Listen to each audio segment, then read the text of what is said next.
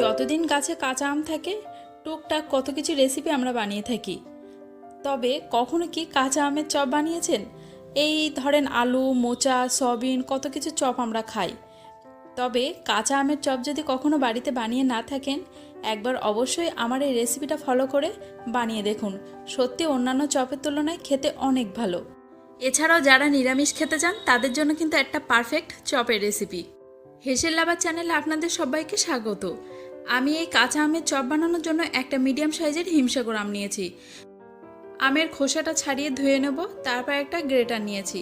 দেখুন, গ্রেট করার জন্য কিন্তু একদম মিহি করে গ্রেট করবেন না, এই মোটামুটি একটু মোটা মোটা থাকবে এরকমভাবে গ্রেট করবেন। আর এই চপটা বানানোর জন্য ভীষণ টক আম না নেওয়াই ভালো, তাহলে অতিরিক্ত টক হলে আবার খেতে ভালো লাগবে না। তাই একটু কম টক এরকম আমি নেবেন। ধরুন এই হিমসাগর, গোবিন্দভোগ গ্রেট করা হয়ে গিয়েছে। তারপর আমি এদিকে আগে থেকে দুটো মিডিয়াম সাইজের আলু সিদ্ধ করে রেখেছিলাম। আর আলু সিদ্ধ করার নিয়মটা আপনাদের একটু বলে রাখি।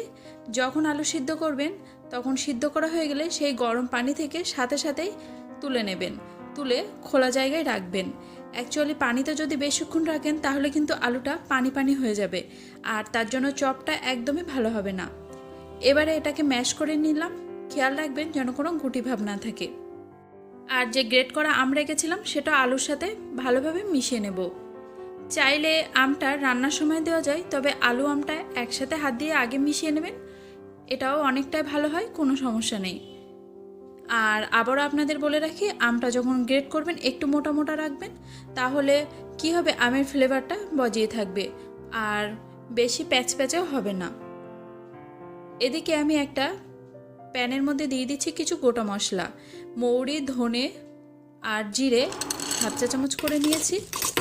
আর এদিকে দুটো এলাচ, চারটে মরিচ, একটা শুকনো লঙ্কা আর এক টুকরো দারচিনি। মৌরি, ধনে আর জিরাটা একটু পরে দেবেন, প্রথমে এইগুলো একটু গরম করে তারপরে শেষে ওগুলো দেবেন। না হলে কি হবে, একসাথে দিলে কিছু মশলা পুড়ে যাবে আর কিছু কাঁচা থেকে যাবে।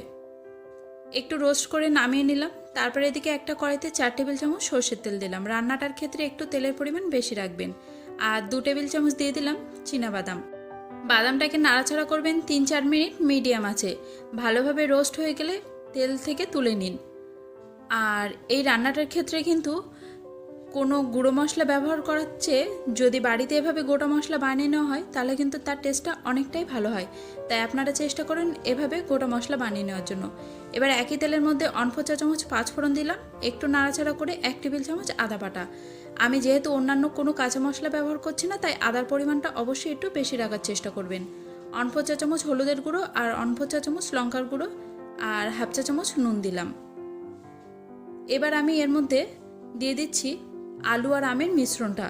দেখুন, নুন আমি পরে একটু বিট নুন ব্যবহার করব, তাই এখানে অল্প দিলাম। তাই আপনারা খেয়াল রাখবেন নুনের পরিমাণটা যেন প্রথমে একটু কম থাকে। মশলার সাথে ভালোভাবে কষিয়ে নিন বেশ 5-7 মিনিট সময় নিয়ে। তারপর ভাজা বাদাম আর গুঁড়ো করা মশলা, অল্প চা চামচ বিট নুন আর 1 চা চামচ চিনি।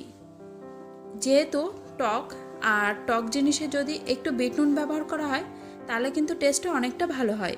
আর চিনিটা একটু নিজেদের স্বাদ মতো দিয়ে দেবেন।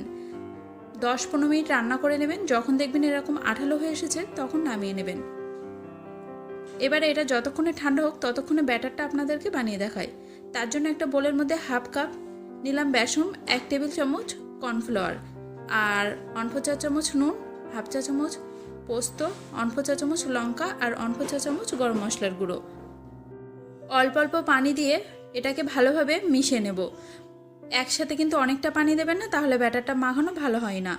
একটু মেশানোর পরে হাফ চা চামচ বেকিং সোডা দিয়ে দিলাম। তারপর আবার একটু পানি দিয়ে ভালোভাবে ব্যাটারটা গুলে নিলাম।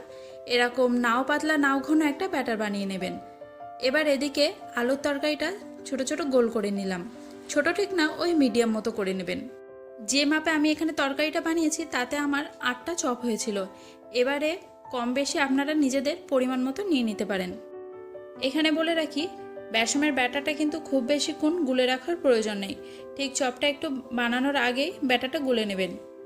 আমি সবগুলো গোল করে নিয়েছি। আর এদিকে কড়াইতে তেল বসিয়ে দিলাম।